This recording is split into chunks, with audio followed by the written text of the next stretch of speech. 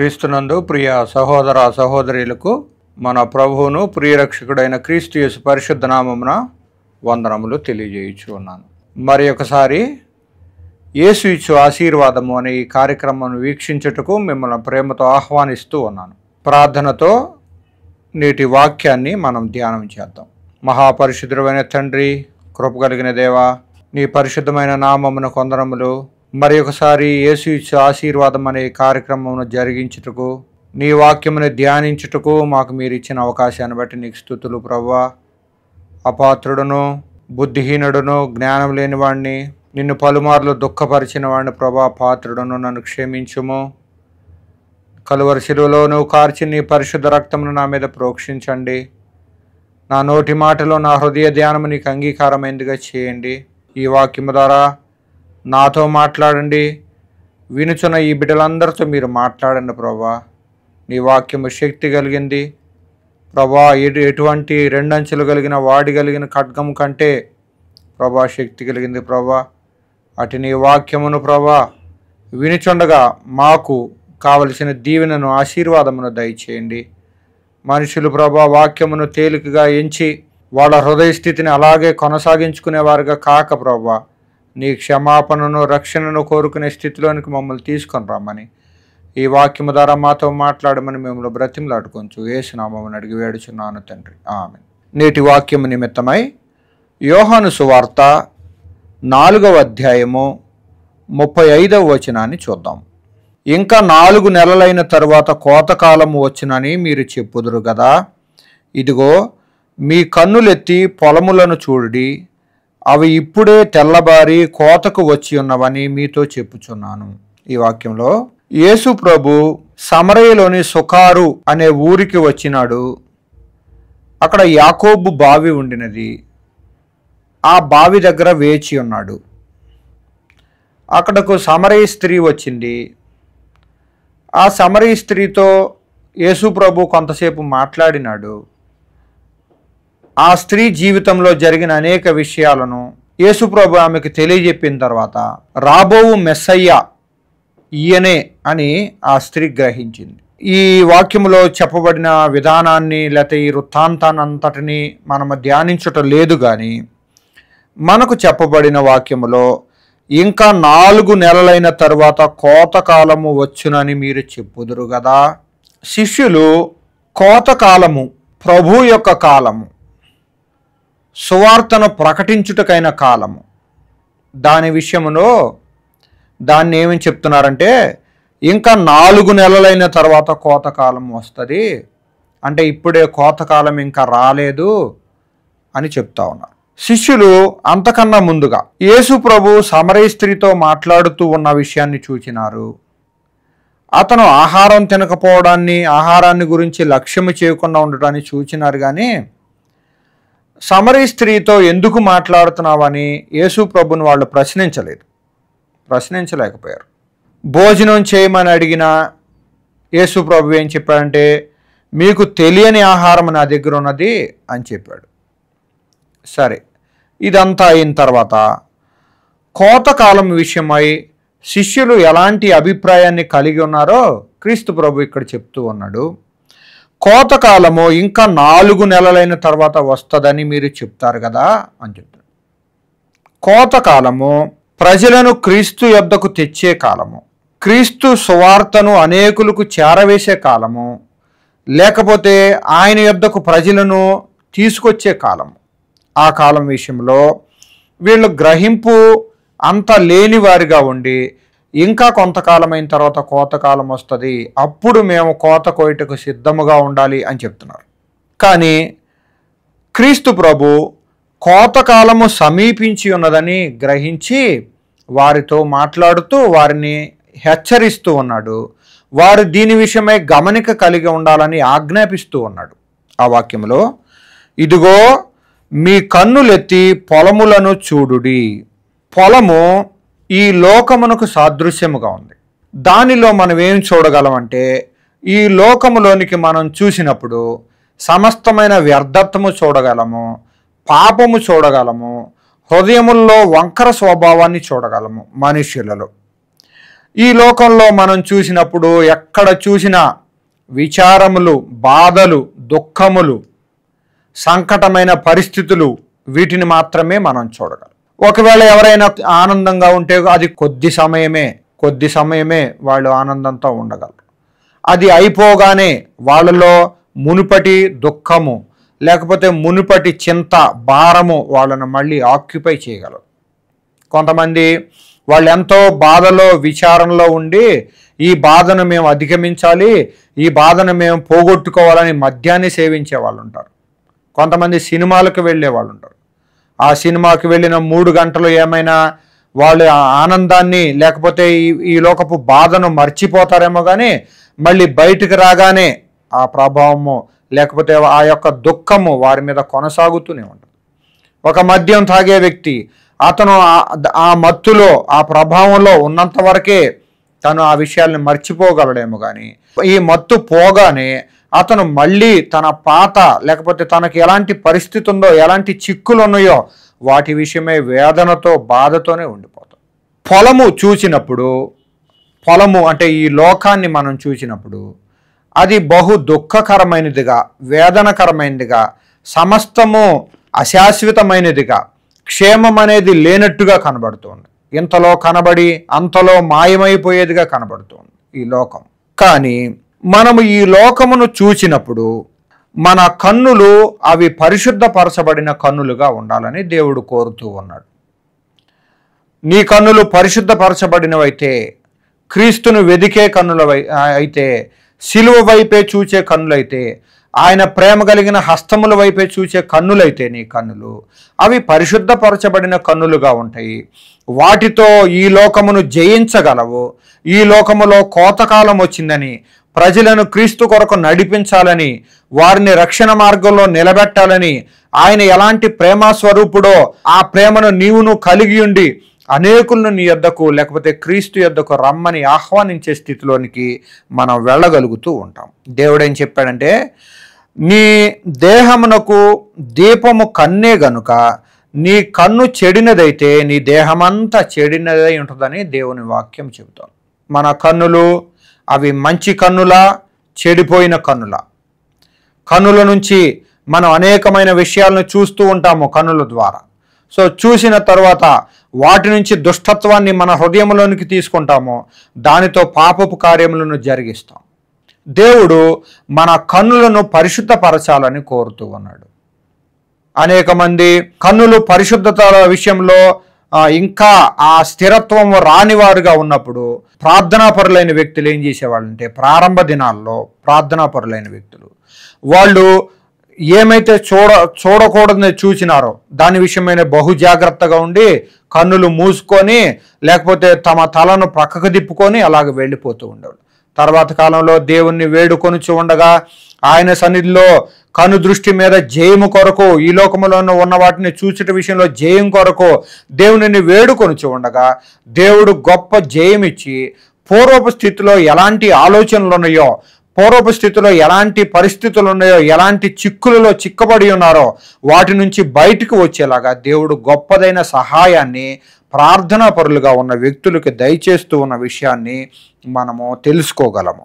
చూపులలో పరిశుద్ధతను కలిగి ఉండాలని దేవుడు మనకు తెలియజేస్తూ ఉన్నాడు. ఎలాంటి చూపులు మనం కలిగి ఉన్నామో, ఎలాంటి వ్యర్థమైన వాటిని మనం చూస్తూ ఉన్నామో, ఈ దినమల్లో ఫోనుల్లో లేకపోతే పుస్తకాలలో మన ముందున్న బుక్స్లో ఎలాంటి అశ్లీలమైన వాటిని, పనికిరాని వాటిని, సినిమా వాల్ పోస్టర్ను ఎలాంటి వాటిని, మనం దుష్టత్వంతో కూడిన వాటిని మన కన్నులతో చూస్తూ ఉన్నాము. దేవుడు ఏం చెప్తున్నట్టే, నీ కన్నులు అటు ఇటు చూడక సరిగా చూడాలి, సూటిగా చూడాలి, క్రీస్తు వైపే చూడాలి, ఆయన సిలువ వైపే చూడాలని దేవుడు కోరుతూ ఉన్నాడు. మనము అటు ఇటు చూచి వాటన్నిటినీ మన హృదయంలోనికి తీసుకొని, మన కన్నుల్లోకి తద్వారా మన హృదయంలోనికి తీసుకొని వాటి ద్వారా అటు ఇటు తిరిగిపోయే స్వభావంలోనికి మనం వెళ్తూ ఉన్నాం. దేవుడు మన కన్నులను పరిశుద్ధపరచాలని కోరుతూ ఉన్నాడు. ఆ కన్నుల ద్వారా దేవుడు ఏం చేస్తున్నాడంటే, ఇదిగో మీ కన్నులెత్తి పొలములను చూడుడి. పరిశుద్ధపరచబడిన కన్నులు ఏ కన్నులుగా మారుతాయి అంటే, పొలములను చూచే కన్నులుగా మారుతాయి. ఏ పొలములంటే అవి క్రీస్తు కొరకు సిద్ధపరచబడవలసిన పొలములు. బహు సంకట స్థితిలో, ఇరుకులో, ఇబ్బందిలో, అనారోగ్యములో, అప్పులలో ఉన్న మనుషులు ఉంటారు. వారిని, వారి కుటుంబాలను మనము రక్షణ మార్గంలోనికి నడిపించవలసిన వారమై ఉన్నాము. క్రీస్తు యొక్క మేలులను, క్రీస్తు యొక్క ఉపకారములను వారికి తెలియజేయవలసిన వారమై ఉన్నాము. మొట్టమొదటిగా వారికి ఈ మేలును ప్రకటించుటకు ముందు, వారికి క్రీస్తు ప్రభు యొక్క గొప్పతనాన్ని తెలియజేయడానికి ముందు మొట్టమొదటిగా మనల్ని పరిశుద్ధపరచాలని దేవుడు కోరుతూ ఉన్నాడు. మొట్టమొదటిగా మన కన్నులు పరిశుద్ధపరచబడాలంట. ఆ పరిశుద్ధపరచబడిన కన్నుల ద్వారా మనము ఈ లోకములో ఉన్న పొలములను చూడగలమంట. కన్నులెత్తినప్పుడు కొంతమంది తమ జీవితకాలమంతా పాప భారముతో, కష్టముతో, దుఃఖముతో, వేదనతో నింపబడి వాళ్ళ తలను, కన్నులను దించుకొనే ఉంటారు. పాప భారము వాళ్ళ మీద గొప్ప ప్రభావాన్ని కలిగి ఉండటాన్ని బట్టి ఈ లోకంలో వాళ్ళు జయము చూడలేరు. మరొకరిని రక్షించుటకు, మరొకరిని క్రీస్తు మార్గంలోనికి రప్పించుటకు వారిలోనే మొట్టమొదటిగా జయము ఉండదు. నీవు క్రీస్తులో గనుక నిలిచి ఉండగలిగితే ఆయన నిత్యరాజ్యంను చూస్తావు, ఆయన ప్రేమను చూస్తావు, ఆయనలో ఉన్న శోధింప సఖ్యము కాని క్రీస్తు యొక్క ఐశ్వర్యం ఉంది, దాన్ని నువ్వు చూస్తావు. క్రీస్తులో శోధింప సఖ్యము కాని క్రీస్తు యొక్క ఐశ్వర్యం ఉన్నది. నీ ఊహకు మించినది, నీ ఆలోచనకు మించినది. మానవునిగా లేకపోతే ఒక డాక్టర్ ఏమైతే పని చేయలేడో, ఒక రోగాన్ని ఎలాగా స్వస్థపరచలేడో అంతకు మించిన ఐశ్వర్యము క్రీస్తులో ఉంది. అది మనం ఊహించిన దానికన్నా మన ఆలోచనకి భిన్నమైన రీతిలో పని జరిగించి ఒక వ్యక్తిని స్వస్థపరచగలదు. ఒక వ్యక్తిని రక్షణ మార్గంలోనికి, క్రీస్తు మార్గంలోనికి, శిలువ మార్గంలోనికి నడిపించగలదు. మొట్టమొదటిగా మనము మన కన్నులను పరిశుద్ధపరచుకోవాలని, లేకపోతే మన కన్నుల ద్వారా మన హృదయములోనికి వెళ్ళిన పాపమును తొలగించుకోవాలని, పరిశుద్ధమైన మార్గములో నిలబడాలని, రక్షణ కొరకు, కృప కొరకు క్రీస్తు యొక్క పాదముల యొద్ద మనం వేచి ఉండాలని దేవుడు కోరుతూ ఉన్నాడు. ఇదిగో మీ కన్నులెత్తి పొలములను చూడుడి. రక్షింపబడిన తరువాత ఒక వ్యక్తి హృదయము భారభరితమైన హృదయంగా ఉంటుంది. ఏ భారభరితమైన హృదయము? తన హృదయములో ఉన్న పాపమును బట్టి భారము కాదు, కానీ తన హృదయము తేలికపరచబడుతుంది, క్రీస్తు యొక్క వెలుగుతో నింపబడుతుంది. అప్పుడు తన చుట్టూ ఉన్న ప్రజలు, తన స్నేహితులు, తన బంధువులు, తన రక్త సంబంధికులు వారు ఎలాంటి పాపములో ఉన్నారో, వాళ్ళు ఎలాంటి బంధకాలలో ఉన్నారో, ఎలాంటి విడుదల లేని స్థితిలో ఉన్నారో దాని విషయమై మనం ఆలోచిస్తూ వారి నిమిత్తమై, వారి రక్షణ నిమిత్తమై మనం క్రీస్తు ప్రభువును వేడుకుంటాము. ఆయన యొక్క గొప్ప సహాయాన్ని మనం కోరుకుంటూ ఉంటాం. అదే నీ హృదయంలోనే పాపమును నీవు కలిగి ఉంటే గొప్ప విచారాన్ని, బాధను నువ్వు కలిగి ఉంటావు. నువ్వు జయమును చూడలేవు, నీ కుటుంబమునకు జయమును అందించలేవు, నీవే పడిపోయిన స్థితిలో ఉండిపోతావు, పాపపు భారముతో నింపబడి ఉంటావు. యవనస్తుడవైన నీవు, యవనురాలువైన నీవు ఒక గృహిణిగా, ఒక కుటుంబీకుడుగా, ఒక కుటుంబ యజమానుడిగా నీవు పాపము మీద జయము కలిగి ఉండాలని దేవుడు కోరుతూ ఉన్నాడు. నీ కనులను పరిశుద్ధపరచాలని దేవుడు కోరుతూ ఉన్నాడు. నీ కనులు అటు ఇటు చూడక సరిగా, సూటిగా క్రీస్తు వైపే చూడాలని, ఆయన యొక్క శిలువ వైపే చూడాలని, ఆయన పరిశుద్ధపరచబడిన చేతులతో మనల్ని పిలుస్తూ ఉన్నాడు, ప్రేమతో ఆహ్వానిస్తూ ఉన్నాడు. ఆయన వైపు మనం చూచి ఆయన ఇచ్చే రక్షణను మనం పొందుకొని, ఆయన వాగ్దానాలను మనం సంపాదించుకొని, ఆయనలో నిలిచి ఉండి మన కుటుంబాల్ని ఆయన రక్షణ మార్గంలోకి నిలబెట్టాలని దేవుడు కోరుతున్నాడు. నీ పిల్లలను రక్షించుటకు, నీ కుటుంబాన్ని కట్టుకొనుటకు మొట్టమొదటిగా నీవు నీ కనులను పరిశుద్ధపరచుకోవాలి. దేవుని యొక్క మార్గములను నీవు నిజముగా వెతకాలి. ఇదిగో మీ కన్నులెత్తి పొలములను చూడుడి. శిష్యులు సమరీ స్త్రీతో యేసు ప్రభు మాట్లాడుతూ ఉన్న విషయాన్ని చూచినారు. కాబట్టి ఈ శిష్యులు ఇక్కడ ఈ సందర్భంలో ఏం చేస్తున్నారంటే, ఈ లోక విషయాల మీదే వాళ్ళ గురి, వాళ్ళ ఆలోచన ఉండింది. ఏ ఆలోచన? యేసు ప్రభు ఇంత ఎండవేళలో ఈ బావి దగ్గర కూర్చొని సమరీ స్త్రీతో మాట్లాడుతున్నాడే, ఈయనకు ఆహారం లేదే, అని వీళ్ళు చూస్తున్నారు. భౌతిక ఆహారం విషయమే వీళ్ళు శ్రద్ధ కలిగి ఉన్నారు, కానీ క్రీస్తు ప్రభు ఆత్మీయ ఆహారం విషయంలో గ్రహింపు కలిగి ఉన్నాడు. కాబట్టి మీకు తెలియని ఆహారము నాకున్నది, నా తండ్రి చిత్తమును నెరవేర్చుట, నా తండ్రి నన్ను పంపిన ఉద్దేశమును నేను నెరవేర్చుటే నాకు ఆహారము అని చెప్తున్నాడు. మరొకసారి సమరీ స్త్రీతో యేసు ప్రభు మాట్లాడుతున్నాడని, యూదులకు సమరయులకు సాంగత్యము లేదు, వాళ్ళ మతము వేరు మన మతం వేరు, లేదా వాళ్ళ సాంఘిక పరిస్థితి వేరు మన పరిస్థితి వేరు, వాళ్ళతో యేసు ప్రభు మాట్లాడటం ఏంటి అని అనుకుంటాం. కానీ క్రీస్తు ప్రభు ఏం చేస్తున్నాడంటే, దేవునికి తెలుసు, ఆయనకు ఈ సృష్టిలో ప్రతి ఆత్మ విలువైంది, ప్రతి వ్యక్తి విలువైన వాడే, యూదుడని గ్రీసు దేశస్థుడని తేడా లేదు, అందరూ ఒకటే. క్రీస్తు ప్రభు అందరూ ఆయన ప్రియమైన బిడ్డలుగా, కుమార్తెలుగా, కుమారులుగా మార్చబడాలని, ఆయన రక్షణను కలిగి జీవించాలని ఈ లోకములో క్రీస్తు ప్రభు మన కొరకు తన పరిశుద్ధ రక్తమును కార్చినాడు. కాబట్టి సమరీలతో మాట్లాడే విషయంలో శిష్యులు అభ్యంతర పడుతున్నారు, కానీ యేసు ప్రభుకి ఎలాంటి అభ్యంతరము లేదు. శరీర సంబంధమైన ఆహారం లేకపోయినా సరే, ఈ అలసిన రీతినే ఆయన యాకోబు బావి దగ్గర వేచి ఉన్నా సరే, ఈ అలసట కానీ ఆహార లేమి కానీ తనని ఏమాత్రం ప్రభావితం చేయలే. కానీ క్రీస్తు ప్రభు ఈ ఆత్మ విలువైనది, సమరీ స్త్రీ యొక్క ఆత్మ విలువైనది, ఆమె రక్షించబడాలి, నా ప్రేమను ఆమె చూడాలి, నా రక్షణను ఆమె పొందుకోవాలి, తద్వారా అనేకులకు ఆమె రక్షణ మార్గాన్ని చూపించేదిగా మారాలి అని యేసు ప్రభు భారాన్ని, బాధ్యతను కలిగినాడు. నీవు ఈ లోకపు ఆహారాన్ని కోరుకుంటున్నావా, దేవుడిచ్చే జీవాహారాన్ని కోరుకుంటున్నావా? ఈ లోకములో సోషల్ స్టేటస్ను కోరుకుంటున్నావా, సాంఘిక పరమైన, లేకపోతే మా కులమే గొప్పది, మా మతమే గొప్పది, వీటిని నువ్వు కోరుకుంటున్నావా? లేకపోతే పక్క కులం వాడైనా, వేరే మతం వాడైనా వాళ్ళతో కూడా నేను మాట్లాడాలి, వాళ్ళకి క్రీస్తు ప్రేమను చూపించాలి, ధర్మశాస్త్రం ఎరుగని ప్రజలు ఉన్నారు, వాళ్ళకి ధర్మశాస్త్రాన్ని నా ప్రవర్తన ద్వారా నేను చూపిస్తాను, తద్వారా వాళ్ళని నేను ఆకర్షించుకుంటాను, వాళ్ళని వెలుగుకరమైన మనుషులుగా నేను మారుస్తాను, మొట్టమొదటిగా వెలుగును నేను కలిగి ఉంటాను అని మనం తలంచవలసిన వారమైనాం. మనము శరీర సంబంధమైన విషయములను కాకుండా ఆత్మ సంబంధమైన విషయములలో గురి కలిగినప్పుడు మనము వెలిగించబడిన స్థితిలో ఉంటాము. అంతేకాదు ఆ వెలుగును, మరింత వెలుగును మనం కలిగి ఉండి ఒక ప్రార్థన చేయుచూ ఉండగా మన వెలుగు మరింత అధికమై అనేకులను మన యొద్దకు ఆకర్షించే వారముగా మనం మార్చబడగలుగుతాం.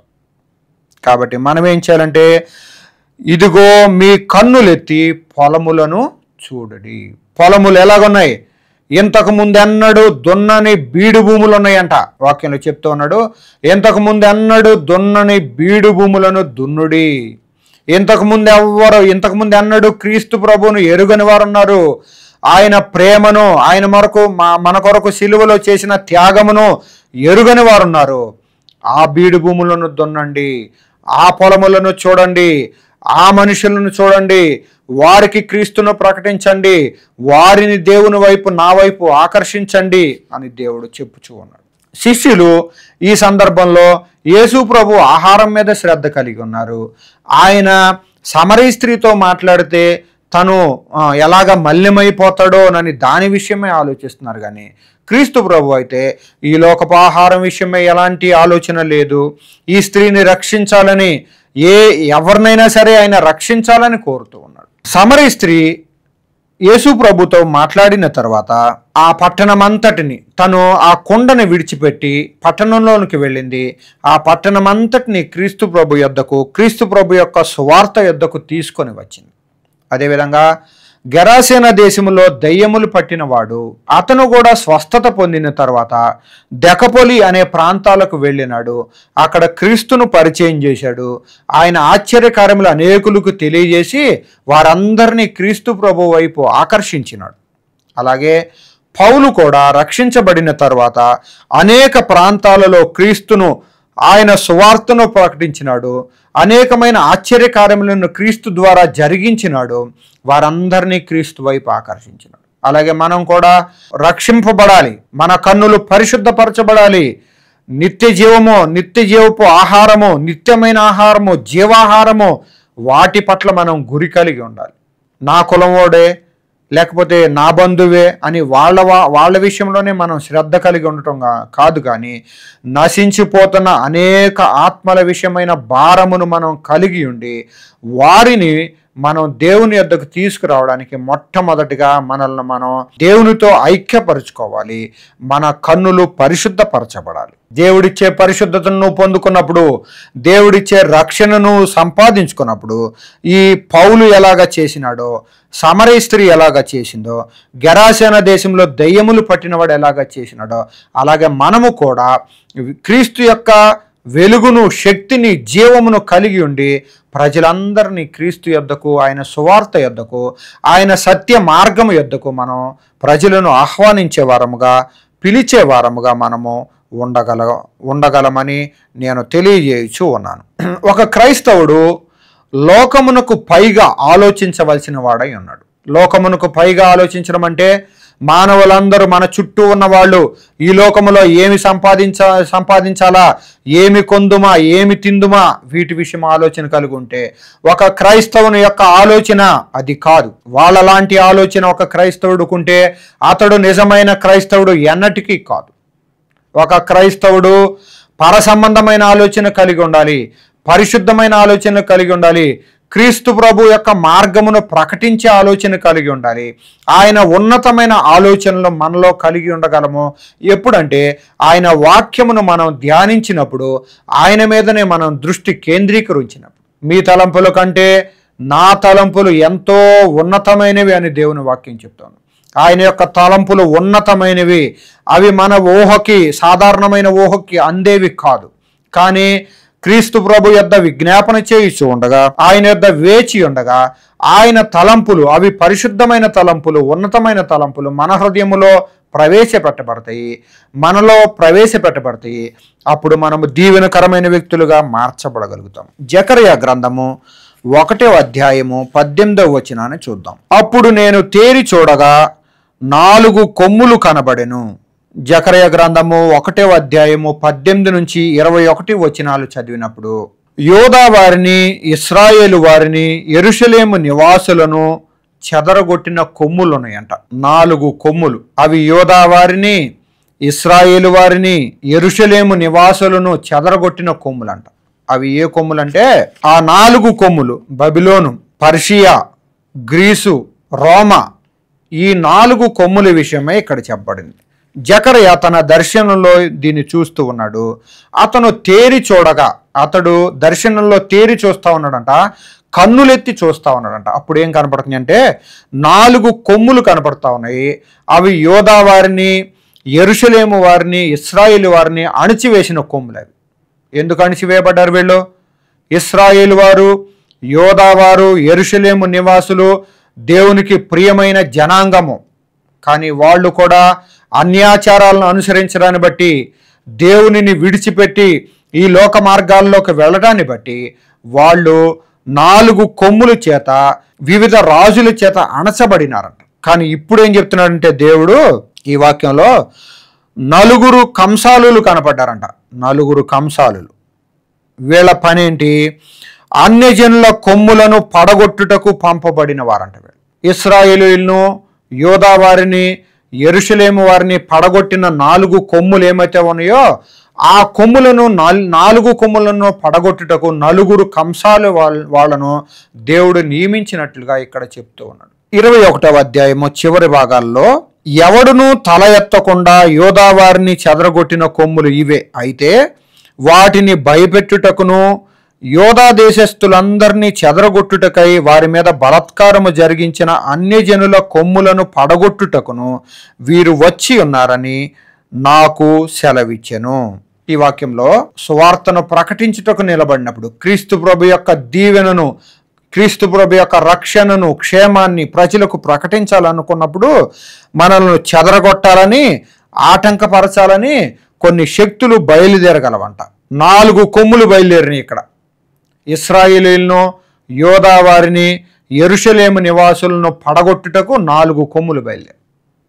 అలాగే మన సువార్త ప్రకటనలో కూడా మనం క్రీస్తు కొరకు నిలబడుతున్నప్పుడు కూడా మనల్ని అణిచివేయాలని మనల్ని ప్రక్కకు తీసుకువెళ్ళాలని, మనకు వేరొక మార్గం చూపించాలని, మన ద్వారా దేవుని యొక్క రాజ్య వ్యాప్తి జరగకుండా ఉండాలని ఆటంకపరచు శక్తులు బయలుదేరగలవు. కానీ ఇక్కడ 4 కొమ్ములను ఎలాగైతే అణిచివేయుటకు 4 కంసాలులు బయలుదేరాలో, అలాగే దేవుని యొక్క దూతల యొక్క గొప్ప కాపుదల మనతో ఉండి ఆయన యొక్క రక్షణను, ఆయన యొక్క శిలువను, ప్రేమను మనం ప్రకటించేటప్పుడు ఆటంకపరచు శక్తులు ఏమైతే ఉన్నాయో వాటిని దేవుడు శాశ్వతంగా పడగొడతాడు. దేవుడు మన జీవితాల్లో జయం ఇవ్వాలని కోరుతున్నాడు.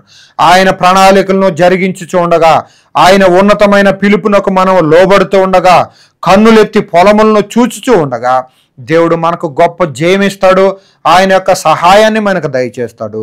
ఇక్కడ ఎలాగైతే 4 కొమ్ములు ఇశ్రాయేలులను అణిచివేస్తే వారిని అణిచివేయడానికి 4 కంసాలులు వచ్చారో, అలాగే మనల్ని ఆటంకపరచాలని, అభ్యంతరపరచాలని చూచే వ్యక్తులను ఆటంకపరచుటకు, అభ్యంతరపరచుటకు, వాళ్లను ప్రక్కకు తీసివేయుటకు దేవుని యొక్క గొప్ప దూతల యొక్క సహాయమును మన జీవితాల్లో కూడా మనం అనుభవించుటకైన శక్తిని, సహాయమును మనము ప్రార్థన ద్వారా, ఆయన సన్నిధిలో వేచి ఉండడం ద్వారా, ఆయన సన్నిధిలో కనిపెట్టడం ద్వారా మనము క్రమముగా పొందుకోగలమని ఈ వాక్యము ద్వారా మనము తెలుసుకోవాల్సిన వారమై ఉన్నాము.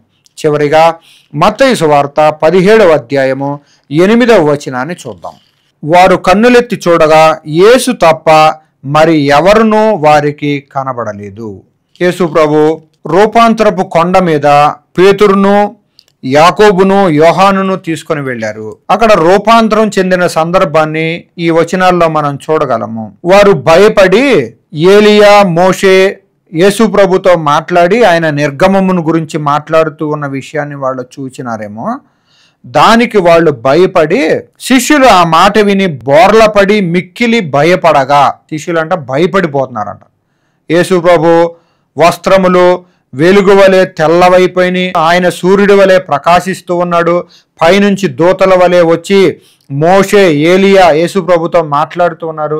ఈ విషయాన్నంతా చూసిన తర్వాత శిష్యులు ఎంతో భయపడిపోయారు. కానీ యేసు ప్రభు చెప్తున్నాడు, లేండి, భయపడొద్దు అని చెప్పినప్పుడు వారు యేసు ప్రభు మాట విని కన్నులెత్తి చూచినారంట. యేసు తప్ప మరి ఎవరునూ వారికి కనబడలేదు. మనకు కూడా ఈ లోకములో మనం నిలిచి ఉన్నంతకాలము యేసు తప్ప మరి ఎవరునూ మనకు కనబడడానికి వీలు లేదు. మనం క్రీస్తు ప్రభువునే చూడాలి, ఆయన శిలువనే చూడాలి, ఆయననే మనం లక్ష్యముగా, గురిగా కలిగి ఉండాలి. ఆయన యొక్క ప్రేమను, ఆయన యొక్క త్యాగమును మనం ఎరిగి ఉండి మనము దినదినము ఆయన సన్నిధిలో తగ్గించుకుంటూ పశ్చాత్తాపాన్ని కలిగి ఉండటం ద్వారా ఆయనలో ఐక్యతలోనికి మనం నడపబడగలుగుతాము. కనుక ఆయన ఇచ్చే జీవమును మనం కలిగి ఉంటాము. ఆయన శక్తిని, పునరుద్ధానపు శక్తిని మనం కలిగి ఉంటాము. ఈ లోకములో అనేకులకు క్రీస్తును ప్రకటించే వారముగా మనం మొట్టమొదటిగా మనము క్రీస్తులో ఐక్యపరచబడటకు మన కన్నులు పరిశుద్ధపరచబడాలని ఈ వాక్యము ద్వారా మనం తెలియజేయబడుతూ ఉన్నాం. మొట్టమొదటిగా మన కన్నులు పరిశుద్ధపరచబడాలి. తద్వారా మనం పరిశుద్ధపరచబడిన వారమే పరిశుద్ధమైన ఆలోచనలు కలిగిన వారముగా మార్చబడగలము. శిష్యులు ఎలాగైతే ఈ లోకపు ఆహారమును కోరినారో, లేకపోతే సాంఘికపరమైన వ్యత్యాసములను వారు ఆలోచిస్తూ ఉన్నారో, అలాగూ కాక మనము జీవాహారమును, దేవుడిచ్చే ఆహారమును కోరుకోవాలి. అదేవిధంగా అనేక మందిని చుట్టూ ఉన్న నశించిపోతున్న ఆత్మల విషయమైన భారమును కలిగి ఉండి మనము కూడా ఉన్నతమైన మెట్టుల్లోనికి లేపబడాలని దేవుడు కోరుతూ ఉన్నాడని నేను మీకు తెలియజేయచ్చు ఉన్నాను. ఇదిగో మీ కన్నులెత్తి పొలములను చూడి, అవి ఇప్పుడే తెల్లబారి కోతకు వచ్చి ఉన్నవని మీతో చెప్పుచున్నాను. యేసుప్రభు చూస్తున్నాడు, పొలములు తెల్లబారిపోయినాయి అంట, కోతకు వచ్చేసినాయి అంట. కానీ శిష్యులు ఏమంటున్నారంటే, ఇంకా 4 నెలల తర్వాత కోతకాలం వస్తుంది, ఇంకా 4 నెలల తర్వాత కోతకాలం వస్తుంది, మనం కూడా ఇంకా కొంతకాలం అయిన తర్వాత దేవుని పని చేద్దాము, ఇంకా కొంతకాలం అయిన తర్వాత దేవుని కోసం నిలబడదాము అని మనం తలంచుకోగలము. కానీ యేసు ప్రభు ఏం చెప్తున్నారంటే, ఇప్పుడే తెల్లబారి కోతకు వచ్చి ఉన్నవి, ఇదే సరి అయిన సమయం, ఇదే మిక్కిలి అనుకూలమైన సమయము, ఇదే రక్షణ దినము. నీవు రక్షించబడ్డకు ఇదే సరి అయిన సమయము. దేవుని యొక్క వాక్యమును వినుచు ఉండగా నిన్ను నీవు సరి చేసుకొనుటకు, ఆయన సన్నిధిలో వేచి ఉండుటకు, ఆయన రక్షణ కొరకు విజ్ఞాపన చేయుటకు ఇదే సరి అయిన సమయం. నీవు రక్షించబడిన తర్వాత ఆయనలో స్థిరపరచబడి బలపరచబడి నీ కనులెత్తి పొలములను చూడగలవు. అప్పుడు ఆ పొలములు తెల్లబారి కోతకు వచ్చినాయి అని గ్రహిస్తావు. తద్వారా క్రీస్తు కొరకు నీవు పంటను కూర్చేవాడువుగా ఉంటావు, పొలమును సిద్ధపరిచేవాడువుగా ఉంటావు. కనుక ఈ మార్గమును మనం ఎరిగి ఉండాలని, మన కన్నులెత్తి పొలములను చూడాలని, నశించిపోతున్న ఆత్మలను చూడాలని, ఇరుకు మార్గంలో కష్టమైన పరిస్థితుల్లో సంకట పరిస్థితుల్లో ఉన్న ప్రజలను మనం జ్ఞాపకం చేసుకుంటూ వారి యొక్క రక్షణ కొరకు, వారి యొక్క విడుదల కొరకు, వారిని క్రీస్తు యొద్దకు ఆహ్వానించుట కొరకు మనము కూడా మన దినదినము ఆయన సన్నిధిలో ప్రార్థన చేయొచ్చు, ఆయన శక్తి కొరకు వేచి ఉండాలని నేను తెలియజేయచ్చు. ఈ నా మాటలను ముగిస్తూ ఉన్నాను. ప్రార్థన చేద్దాం. మహాపరిశుద్ధమైన తండ్రి, కృప కలిగిన దేవా, నీ కొందనములు. ఈ వాక్యము కొరకు స్తుతులు ప్రభువా. ఇదిగో కన్నులెత్తి పొలములను చూడరని నీ వాక్యము కొరకు వందనములు నాయన. శిష్యులు ఇంకా కొంతకాలమైన తర్వాత, ఇంకా 4 నెలలు అయిన తర్వాత కోతకాలం వస్తుందని చెప్తున్నారు. కానీ ప్రభా, ఇదిగో ఇప్పుడే పొలములు తెల్లబారి కోతకు వచ్చినాయి అని నువ్వు చెప్తున్నావు ప్రభా. నీ ఆలోచన మేము కూడా ఎరిగి ఉంటాకు సహాయం చేయండి. శిష్యుల ఆహారమును, ఈ లోకంలో ఉన్న సాంఘికపరమైన సోషల్ స్టేటస్ను ఆలోచించినారు ప్రభా నాయన. కానీ నీవైతే ఉన్నతమైన దేవుడు అయ్యుండి దేవుని పని, తండ్రి పని నెరవేర్చుటే నా పని, నా ఆహారం అని చెప్పినావు. అంతేకాదు ప్రభా, నశించిపోతున్న ఆత్మల విషయమైన నువ్వు భారం కలిగి నీవు ఈ లోకంలో సంచరించినప్పుడు అనేక ప్రాంతాలకు వెళ్ళినావు, అనేకులకు నీ సత్య సువార్తను బోధించినావు. కాపర్లేని గొర్రెల వలె ఇశ్రాయేలీయులు చెదరిపోయినందున వారి మీద కనికరపడ్డావు ప్రభా. ఈ దినమల్లా మా మీద కూడా కనికరపడండి. నిన్ను ఎరుగక నిర్హేతుముగా నిన్ను ద్వేషించే మనుషుల పట్ల ప్రభా నీ కృపను, నీ ప్రేమను చూపండి ప్రభా. వారు కూడా నీ సత్యవాక్కును వినగలుగునట్లుగా, నీకు లోబడగలుగునట్లుగా సహాయం చేయండి. అంత్యకాలంలో అపాయకరమైన దినముల్లో మేము ప్రభా నీ సిలువను, నీ రాజ్య వ్యాప్తిని మేము చేసేవారముగా చేయండి. సత్యమనే దట్టిని కట్టుకొని ప్రభా మేము నిలబడేవారముగా, నీ రక్షణ మార్గంలో ముందుకు కొనసాగేవారుగా మమ్మల్ని చేయండి. యేసు ఇచ్చే ఆశీర్వాదంని మీరు బలపరచండి, నీ ముద్రణ వేయండి. ఈ వాక్యము వింటున్న ప్రజలతో మీరే మాట్లాడిన ప్రభా, పాత్ర నన్ను క్షమించము. నాయన వాక్యం వినుచుండగా వాళ్ళ యొక్క పాపములను ఒప్పుకొని ప్రభా నీ రక్షణ మార్గమును, పరిశుద్ధమైన మార్గమును వారు కోరుకునేవారుగా చేయండి. నన్ను కూడా బలపరచండి, నీ ఆత్మతో నింపండి. నీకు ఆయాస్కరమైన మార్గము నాలో ఇంకా ఉన్నదేమో, నన్ను క్షమించుము, పరిశుద్ధపరచండి. నీ వాక్యం కొరకు స్తుతులు చెల్లించుకుంటూ యేసు నామమున అడిగి వేడుచున్నాను తండ్రి. ఆమేన్.